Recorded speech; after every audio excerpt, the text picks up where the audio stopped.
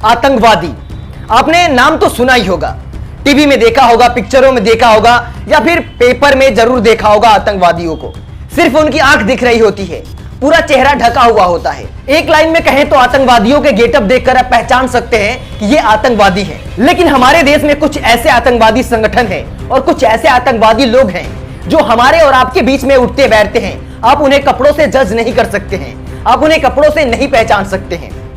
आज की इस वीडियो में हम आपको एक ऐसे ही आतंकवादी का दर्शन कराने वाले हैं। काफी दिनों से सोशल मीडिया पर एक आतंकवादी की वीडियो काफी तेजी से वायरल हो रही है।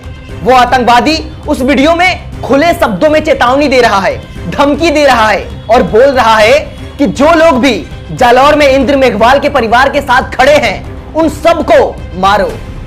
क्या कह रहा है वीडियो में और क्या तरीका बता रहा है मारने का वीडियो में, सबसे पहले वो मैं आपको क्लिप दिखाऊंगा। उसके बाद उसकी बातों पर विश्लेषण करेंगे और बताएंगे ऐसे आतंकवादियों का निदान क्या है।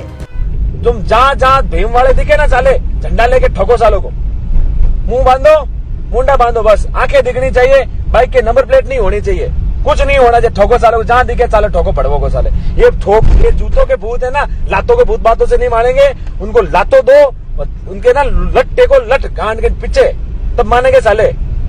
तो सुना आपने, ये आतंकवादी कह रहा है कि जहां भी भीम सैनिक वाले दिखे, जहां भी झंडा लिए जय भीम वाले दिखे, इन्हें ठोको, गाड़ी पे नेम प्लेट हटा दो, मुंह पे कपड़ा बांधो और ठोको। ऐसी करतूतें आतंकवादी ही सिर्फ करते हैं। ये जो तरीका बता रहा है, ये तरीका सिर्फ और सिर्फ आतंकवाद का है। आतंकवादी लोग हमेशा डर के छुप के वार करते हैं और ये बुज़दिल लोग भी ऐसा ही करने की बात कर रहे हैं। ये खुद को बड़ा सर्वश्रेष्ठ बनते हैं, पता नहीं कौन कौन सेनाई लोग बना चुके हैं, पर हमारे दो संगठन से इनकी रातों की नींद गायब हो चुकी है। भीम सेना और भीम आर्मी, ये दोनों संगठन आज हर एक मनवादी की आंखों में चुभ रहा है, क्योंकि ये हमेशा अन्याय और अत्याचार के खिलाफ खड़े होते हैं। और ये जो धमकी दे रहा है आतंकवादी, इन लोगों के जितने संगठन बने हैं उनका सिर्फ और सिर्फ एक ही काम है और एक ही उद्देश्य है कि जहां भी अन्याय अत्याचार हो, अत्याचारी को बचाने में पूरी ताकत झोंक दो। ये जो तरीका बता रहा है वीडियो में कि मुंह ढक लो, सिर्फ आंखें दिखनी चाहिए, गाड़ी का नंबर प्लेट हटा दो, क्या आप बता सकते हैं ये संवैधानिक बातें कर रहा है? बिल्कुल नहीं, ये सिर्फ और सिर्फ आतंक फैलाने की बात कर रहा है। ऐसी करतूतें आतंकवादी लोग करते हैं। भीम सेना और भीम आर्मी कोई दुकान नहीं है जिसे बंद करवा देगा। भीम सेना एक मिशन है जो हर एक के दिल में बसता है। तू कैसे बंद करवाएगा?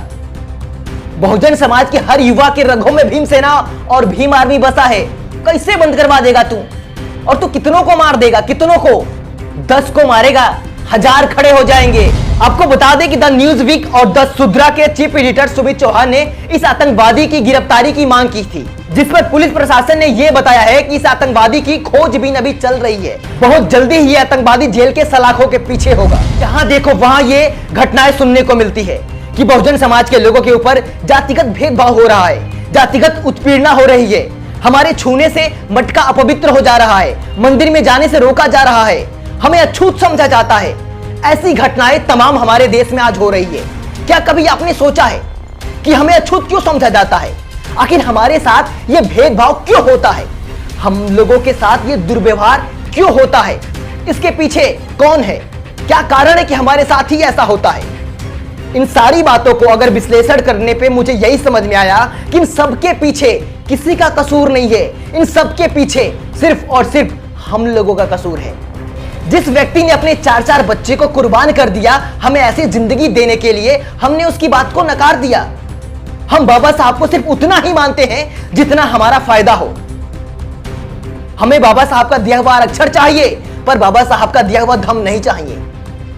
बाबा साहब हमें बहुत पहले बताकर चले गए कि हिंदू धर्म एक दलदल है जहां तुम्हें सांस लेने तक की जगह नहीं मिलेगी। लेकिन हमारे लोग उसी दलदल में खुश हैं और कहते हैं कि हमारे साथ अन्याय हो रहा है, हमारे साथ अत्याचार हो रहा है, हमें मंदिर जाने से रोका जा रहा है। क्यों नहीं रोका जाएगा? बाबा साहब तो बहुत पहले अलर्ट करके चले गए, बाबा साहब बहुत पहले बताकर चले गए। छोड़ दो, जहां तुम्हारे साथ भेदभाव हो रहा है, जहां तुम्हारे साथ अन्याय अत्याचार हो रहा है, जहां तुम्हें इंसान समझा ही नहीं जा रहा है, तुम वहीं पे जाके खड़े हो रहे हो और कह रहे हो कि हमारे साथ भेदभाव हो रहा है, हमारे साथ छुआछूत हो रहा है। कुछ नहीं, भूल गए बाबा साहब की बातों को, भूल गए बाबा साहब के एहसान को। और जो एहसान फरामोश होता है उसके साथ हमेशा अन्याय अत्याचार होता ही रहता है। हम लोग सिर्फ और सिर्फ अंबेडकरवादी बनने का ढोंग करते हैं।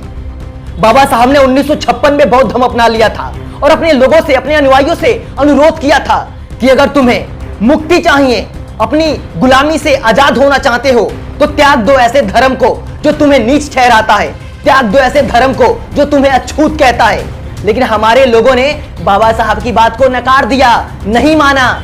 यही कारण है कि उनके साथ आज अन्याय और अत्याचार हो रहा है। सोचने वाली बात है, जिस कौम में ज्योतिबा फूले, बाबा साहब, पेरियार, गौतम बुद्ध जैसे महान महापुरुषों ने जन्म लिया, उस कौम के वंशज इतने दयनीय कैसे हो सकते हैं।